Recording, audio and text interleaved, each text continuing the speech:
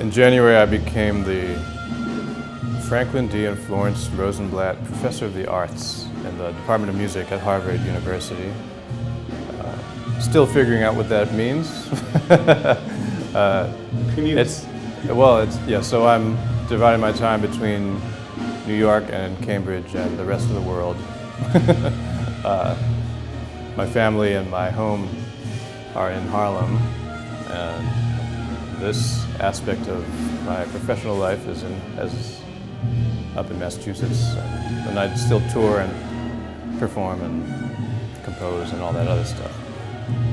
So it's a bit of a new step for Harvard and for me. It's the first time they've had somebody like me on faculty, meaning someone from our area of music, and gotten in this deep. I mean, they hired me at a senior position, so I'm there as long as I want to be, I guess.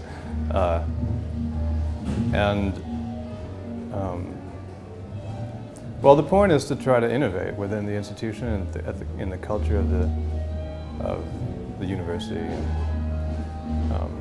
You know, what is the role of the arts at an institution like that, and particularly the performing arts?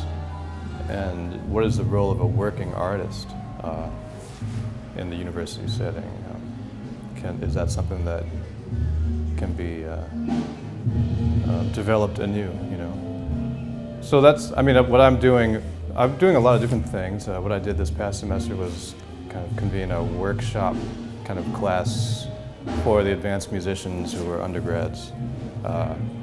A lot of them are in a joint program with NEC, so they end up sort of outsourcing all their music-related activities off campus. And that creates this sort of musical brain drain, so then all the talent leaves to do their music. And so this course became a way to bring them back to the fold and also make them listen to each other and collaborate and make them read and write too. It's hard to get musicians to read and write about music. They'd rather just play or just shit or just, you know, show off how awesome they are or something. But you know, if you really want to make it your life, you have to ground it in some sort of understanding of the world and some perspective on the history that you're stepping into. You know, like, how did this music even get here? What is your relationship to that history? Which is a history of violence and oppression, you know? So what is your relationship to that? You have to come to terms with that, you know? So I had them read a lot about stuff like that, and then they had to write, you know, every week.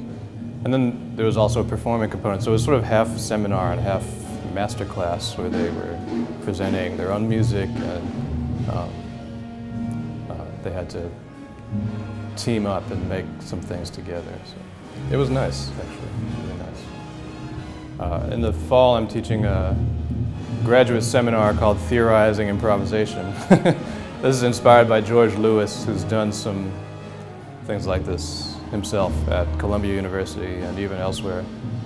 And so that's going to be very reading intensive. But then I'm also taking private students. There's some really advanced musicians there, undergrads and grad students.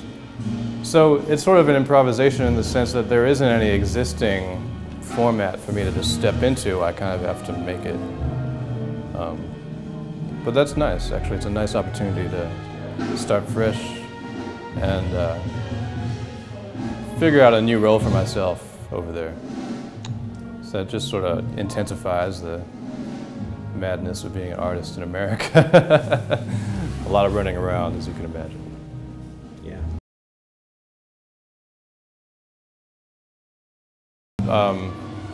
Don Braden has been sort of in an acting role, taking on what he did. And there's also, you know, there are a couple other people there. That's all through the Office for the Arts, and it's not integrated into the academic programs.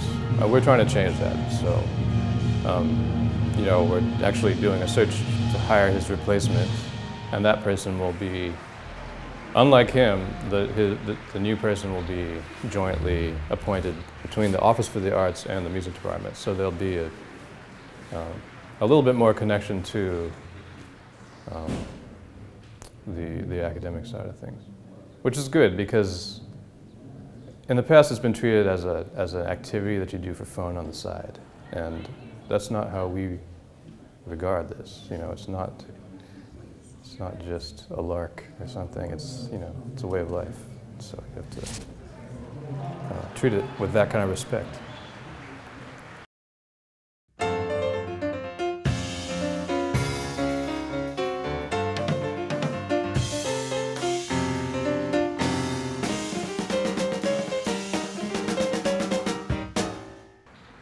You did tell.